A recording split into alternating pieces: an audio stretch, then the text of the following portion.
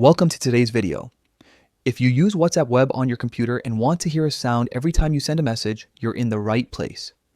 In this quick guide, I'll show you step by step how to turn on the play sound for outgoing messages featured in the newest WhatsApp Web update. Let's get started. First, open WhatsApp Web on your browser. You can do this by visiting the WhatsApp web page and scanning the QR code with your phone if you're not already logged in. Once you're in, you'll see your chat list and a few icons on the left side of the screen. Now, look at the left side menu. You'll notice a small gear icon near the bottom.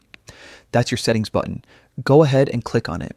When you open settings, you'll see several options that help you personalize how WhatsApp Web works. From this list, click on Notifications. This is where you can manage all the sound and alert options for incoming and outgoing messages. Inside the Notifications menu, scroll a bit until you find the option labeled Play Sound for outgoing messages. By default, this feature might be turned off, which means you won't hear any sound when you send a message. To enable it, simply click the checkbox or toggle next to it, and that's it.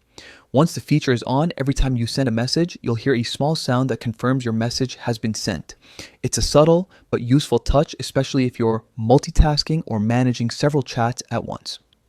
It adds just the right bit of feedback to your conversations and helps make sure your messages really went through. Before you go, double check that your browser tab isn't muted, otherwise you still won't hear anything even with the setting turned on. Now you know exactly how to enable sound for outgoing messages on WhatsApp Web. Try it out today and make your chats feel a little more lively.